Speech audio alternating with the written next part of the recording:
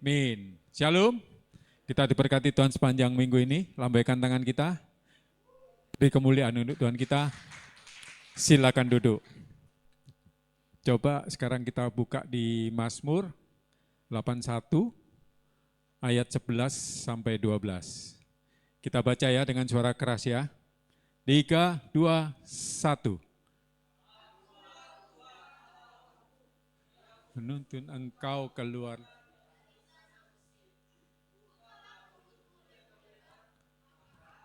Kan membuat penuh. 12. Tetapi umatku tidak mendengarkan suaraku dan Israel tidak suka kepadaku. Lanjut 13. Sebab itu aku membiarkan dia dalam kedegilan, hatinya biarlah mereka berjalan mengikuti rencananya sendiri. Ayat yang saya maksud mestinya di catatan saya ini 11-12, tapi di sini 12-13. Tapi enggak apa-apa ya, masih sama.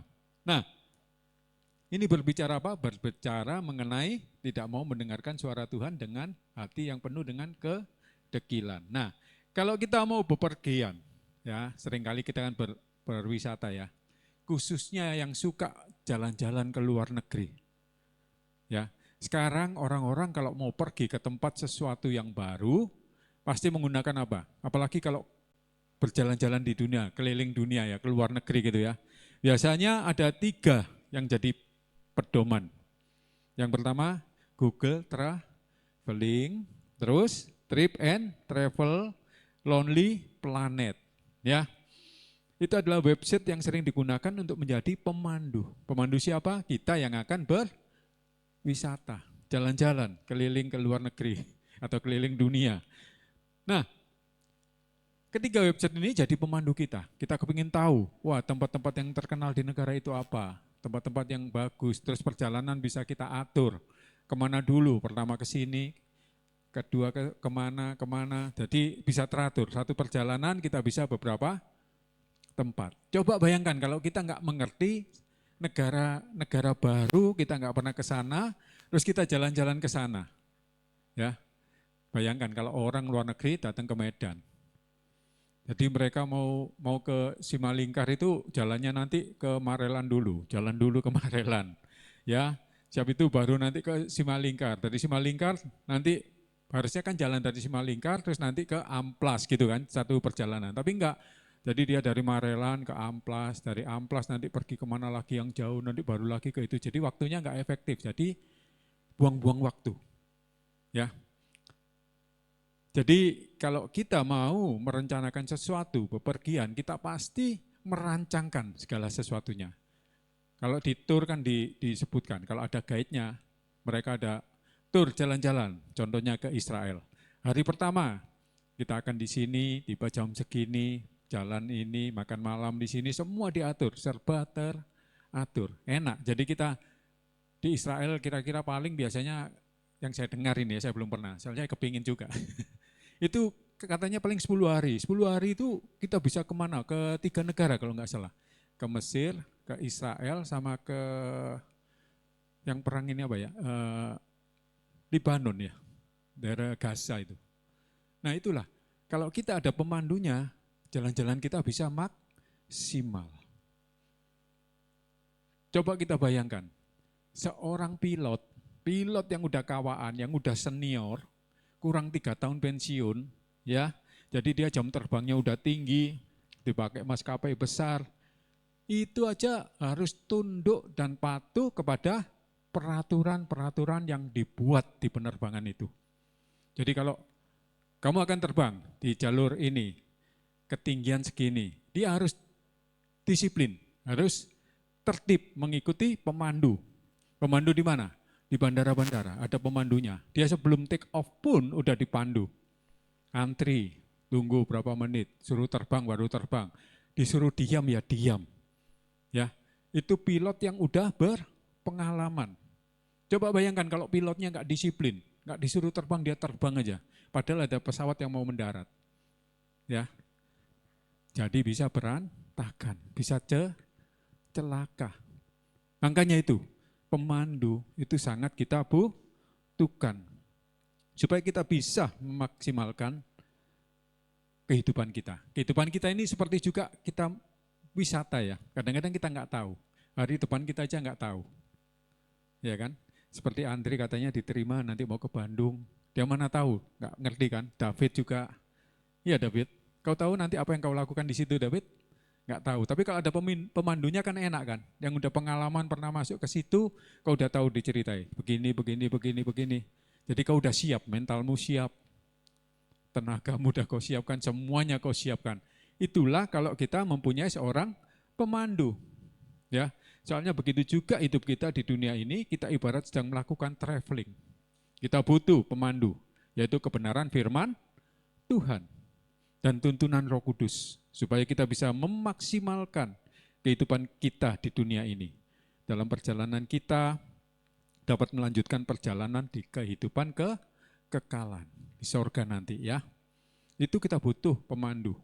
Siapa yang pernah ke sorga? Enggak ada kan? Makanya kita harus butuh pemandu yang pernah dari sorga datang ke dunia memandu kita untuk nanti sama-sama kita ke sorga.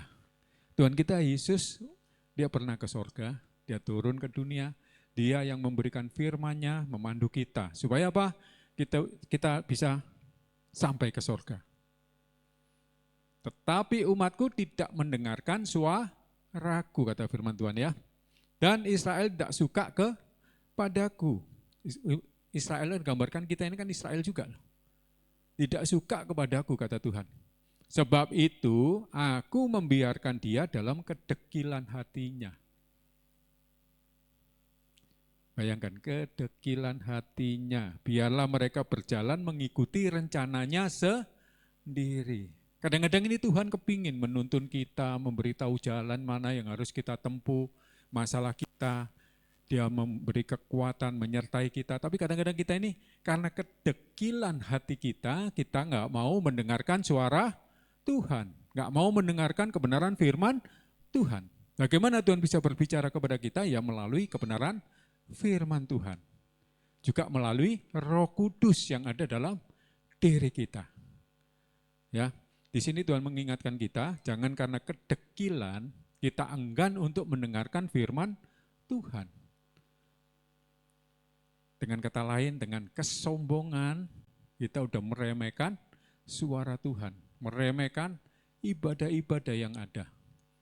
Bagaimana Tuhan bisa berbicara kepada kita kalau enggak kita mau datang, duduk, diam di bawah kaki Tuhan. Waktu kita duduk, Tuhan memberikan kita arahan-arahan.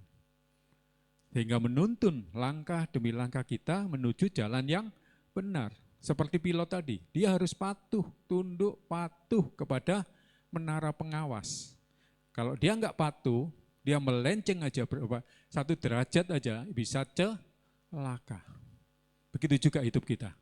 Kita harus menjadi seperti pilot yang berpengalaman membawa kehidupan kita seperti pesawat. Kita harus tunduk, patuh kepada pedoman-pedoman yang sudah Tuhan tentukan dalam hidup kita.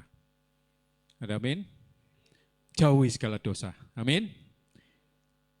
Nah, inilah yang menjadi penghalang bagi bangsa Israel dan juga kita yang mengaku anak Tuhan, yaitu kedekilan hati kita yang tidak mau mendengar suara Tuhan dan tuntunannya. Bahkan bangsa Israel tidak suka kepada Tuhan seperti firman yang dikatakan tadi. Sebab itu aku membiarkan dia dalam kedekilan hatinya, biarlah mereka berjalan mengikuti rencananya sendiri. Kadang-kadang Tuhan itu jengkel, ya udahlah dituntun nggak mau, ya udah suka-sukamu terserah. Kamu jalan kemana, jalan aja, suka-sukamu, sendiri-sendiri, suka-sukamu.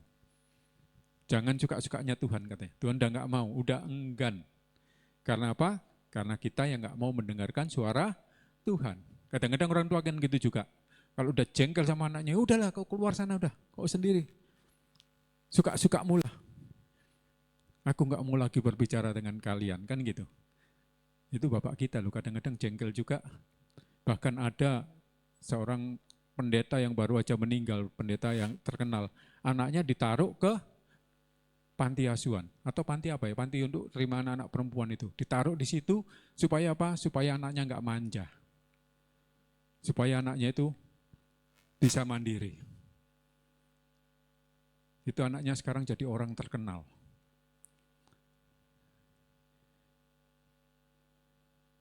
Siapa dia? Ada yang tahu? Novita Dewi, anaknya Jack Marpaung. Jack Marpaung katanya karena dia mengasihi Novita Dewi ini, dia nggak bisa mendidik sendiri, akhirnya ditaruh di asrama. Inilah kadang-kadang kalau bapak nggak bisa anaknya udah nggak mau dengar lagi suara bapaknya, akhirnya taruh di asrama. Seperti sekarang di Cina, banyak juga orang yang udah kecanduan HP, nggak bisa lepas dari HP. Itu di sana langsung masukkan camp, kalau nggak salah 6 bulan. Bapaknya lapor ke mana, mungkin tentara atau apa di sana, dijemput anaknya. Dimasukkan ke camp itu, dididik, nggak boleh pakai HP. Ya, inilah kadang-kadang kita ini nggak mau mengikuti suara Tuhan, nggak mau mendengar tuntunan-tuntunan Tuhan, kita mau suka-suka kita sendiri. Kita suka nengok HP, ya HP kita tengok terus, YouTube kita tengok terus. Yang suka apa? Kesukaannya nggak bisa ditahan. Kan harus ada porsinya. Kapan kita makan, kapan kita nengok HP, kapan kita belajar, kapan kita mendengarkan kebenaran firman Tuhan, itu semua harus teratur, itu rencana Tuhan. Tapi karena kedekilan hati kita, seperti anak yang nggak bisa lepas, sudah kecanduan dari HP ini, maka kadang-kadang orang tuanya ya udahlah, suka-sukamu lah. Karena orang tuanya udah nggak bisa didik lagi, akhirnya dipanggil lah tentara atau polisi itu. Ya, kalau Tuhan nggak manggil tentara atau polisi, memanggil iblis untuk mencobai kita.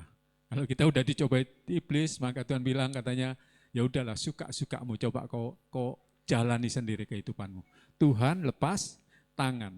Nah, oleh karena itu kita harus belajar dari bangsa Israel dengan membuang kedekilan hati kita yang biasanya berbuat suka-suka hati kita, semau-mau kita, ya. Yang cenderung menyukai segala perbuatan yang menyukakan kedagingan kita. Keinginan-keinginan daging kita harus dipuaskan, itu kalau menurut kita. Padahal kalau Tuhan kita harus menjauhi kedagingan, tapi kalau kemauan kita sendiri, kita kepingin kedagingan ini yang kita puaskan, bukan roh kita. Kalau memuaskan roh memang nggak enak, kita harus duduk diam, 2 jam duduk seperti ini. Sering-sering baca firman, kadang-kadang sama kawan-kawan dibilang, kolot kali kau. Ya kan, terus kita kalau berbuat salah, ngakunya anak Tuhan kok begitu. Itulah yang jadi beban, ya kan. Kalau kita nggak ngomong anak Tuhan kan enak, bebas, mau apa aja bebas, nggak masalah, nggak ada yang mencelah. Tapi begitu kita percaya Tuhan, kita mengaku jadi anak Tuhan, kita ini cerminan Kristus, dimanapun kita berada, kita akan dicap sebagai anak Tuhan. Apalagi kalau kita melakukan kesalahan, waduh, orang-orang di luar sana bertepuk tangan. Oh gitu ya, anak Tuhan ya. Nah, itulah. Makanya dari itu, supaya kita enggak melenceng ke kanan ke kiri, kita selalu minta tuntunan Tuhan. Khususnya Roh Kudus yang ada di dalam hidup kita. Sebentar lagi kan pencurahan Roh Kudus.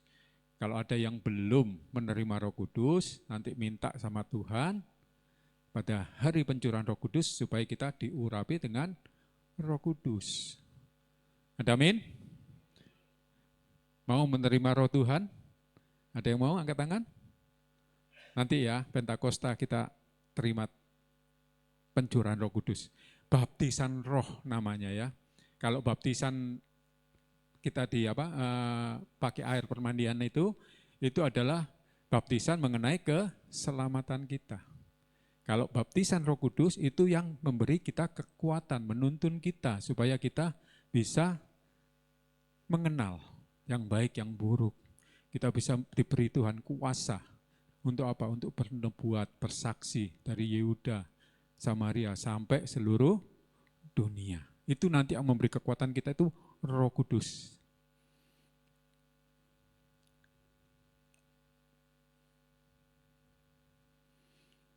Nah, dan juga seringkali kita juga mendukakan Roh Tuhan dengan melakukan perbuatan-perbuatan yang melanggar kebenaran firman Tuhan dan mengabaikan tuntunannya melalui rohnya yang ada dalam hati kita. Padahal Tuhan Yesus memperingatkan kita. Sebab itu aku berkata kepadamu, segala dosa dan hujat manusia akan diampuni. Tetapi hujat terhadap Roh Kudus tidak akan diampuni. Apabila seorang mengucapkan sesuatu menentang anak manusia, ia akan diampuni. Tetapi jika ia menentang Roh Kudus, ia tidak akan diampuni di dunia ini tidak, dan di dunia yang akan datang pun tidak. Jadi jangan padamkan roh ya. Amin.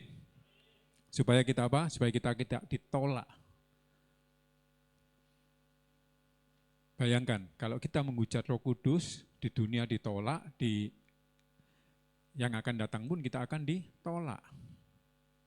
Jadi jangan biarkan hidup kita tidak suka kepada suara Tuhan, yaitu firman-Nya, sehingga hidup kita lepas kontrol dan kendali Tuhan. Karena hati kita yang penuh dengan ketekilan, sehingga Tuhan membiarkan kita tersesat dan berjalan sendiri tanpa penyertaan-Nya. Karena Tuhan enggan kepada orang yang dekil hatinya. Ada amin?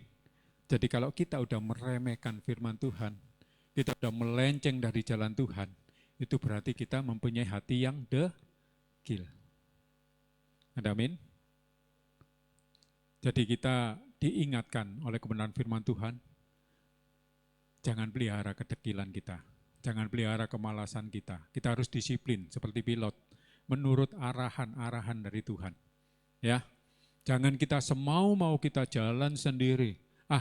Aku sekarang lagi happy, senang ibadah, datang ibadah. Nanti aku lagi malas, apalagi hujan-hujan kayak tadi ya. Tapi kita udah dipilih Tuhan, walaupun hujan-hujan kita datang. Ada banyak yang hujan-hujan jadi malas, ngantuk, tidur di rumah. Jadi suka-suka kita hidup kita. Jadi kita di luar kendali Tuhan. Tuhan nanti lepaskan kita yang payah. Ada amin? Jadi jangan biarkan hidup kita suka-suka kita. Kita harus tetap dalam kontrolnya Tuhan. Tetap dalam tuntunan Tuhan. Seperti pilot. Pilot itu kalau nggak mengikuti pengawas itu, maka dia nggak mungkin bisa terbang sampai bertahun-tahun. Mungkin terbang sekali aja udah kecelakaan ya. Karena dia nggak disiplin. Jadi anak Tuhan harus disiplin, harus mendengar suara Tuhan, harus memelihara roh kudus dalam diri kita. Karena roh yang ada dalam kita lebih besar dari roh apapun juga. Sehingga melalui roh kudus kita diberi Tuhan kekuatan, power, perlindung, penghibur. Sehingga segala masalah yang kita hadapi, kalau kita ada roh kudus, dapat kita selesaikan dalam pertolongan tangan Tuhan. Firman Tuhan sampai di sini, saya undang tim PAW musik maju ke depan. Sebab itu aku membiarkan dia dalam kedekilan hatinya. Biarlah mereka berjalan mengikuti rencananya sendiri. Jadi hati-hati, kalau kita nggak mendengarkan suara Tuhan, Tuhan akan melepaskan kita karena kedekilan hati kita. Kita tundukkan kepala yuk, sebelum saya serahkan kepada Pak Gembala untuk meneruskan doa malam ini. Bapak yang baik, kami bersyukur, berterima kasih buat kesempatan yang Kau berikan kepada kami, sehingga kami bisa mendengarkan kebenaran firman-Mu. Biarlah kami boleh menghancurkan segala kedekilan kami, sehingga kami boleh senantiasa berserah sepenuhnya kepadamu, bergantung sepenuhnya kepadamu ya Bapa. Sehingga setiap rancangan kami, jalan kami, itu adalah rancangan-Mu, jalan-Mu yang terbaik bagi kehidupan kami Tuhan. Mulai malam ini Tuhan, kami mau menundukkan hati kami mau menundukkan jiwa kami mau menundukkan roh kami di bawah kaki-Mu Tuhan. Tuntun kami, tanpa Engkau kami tak mampu berbuat apa-apa. Kami butuh Engkau, kami perlu Engkau. Jangan pernah tinggalkan kami ya Tuhan. Terima kasih Tuhan. Hamba sampai di sini menyampaikan kebenaran firman-Mu, isi hati-Mu. Biarlah apa yang hamba taburkan ini Tuhan, boleh betul-betul tertanam kuat di hati kami masing-masing. Boleh bertumbuh lebat ya Tuhan, sehingga bisa menghasilkan buah-buah ketaatan, buah-buah kedisiplinan, buah-buah selalu mengandalkan Engkau ya Bapa. Terima kasih. Dalam nama Yesus hamba sudah berdoa. Haleluya. Amin.